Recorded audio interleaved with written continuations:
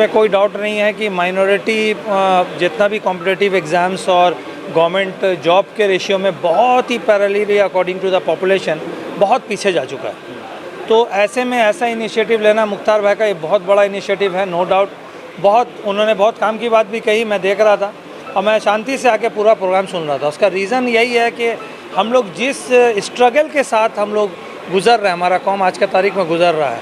आज देखिए हम लोग जुडिशियल सेक्टर से लेकर, अगर आज ज्ञानवापी मस्जिद का मामला देखें, अगर हम लोग बाबरी मस्जिद का मामला देखें, तो कहीं ना कहीं हमारा रिप्रेजेंटेशन जुडिशियल सर्विस में बहुत वीक रहा, बोल के हम लोग ये मामला में आज बैकफुट में है।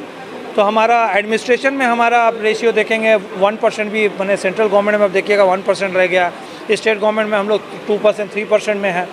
तो ऐसे हालात में हम लोगों का इस तरह का प्रिपरेशन, मुख्तार भाई का ये इनिशिएटिव एक बहुत बड़ा मायने रखता है। और इससे प्रेरणा लेते हुए हमारे समाज के लोगों को आपके माध्यम से मैं रिक्वेस्ट करूंगा कि वो हायर एजुकेशन के ऊपर में, गवर्नमेंट जॉब प्रोफाइल के ऊपर में जो तैयारियां होती है उस पर फोकस करने की ज़रूरत है। और साइमल्टेनियसली इन बच्चों को जो ग्रेजुएशन कर रहे हैं, इनका काम है एक चेन बनाएं, क्लास 8 के बच्चों को मोटिवेट करें कि हमारा ड्रॉप आउट कम हो।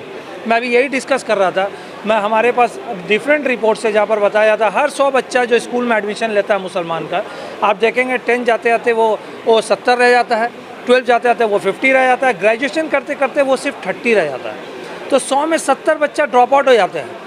तो हमें इस पर भी एक बहुत ही माइन्यूट काम करने की ज़रूरत है, एकदम ग्राउंड लेवल में, इलाका हर स्कूल में जाकर क्लास 8 के बच्चों को मोटिवेट करना है कि they should not live the school, they should not live the study until they do the graduation.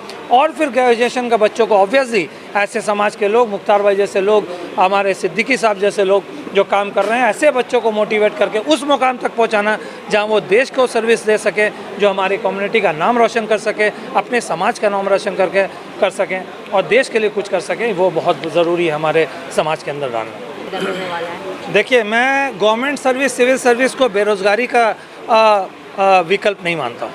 अगर आपको सिविल सर्विस में आना है, अगर आपको गवर्नमेंट सर्विस में आना है, तो आपके अंदर देश के लिए, समाज के लिए जज्बा होना चाहिए। आप वो जज्बा के साथ आएंगे, आप उस जज्बा के साथ काम करेंगे, तब आप देश को लेकर आगे जाएंगे।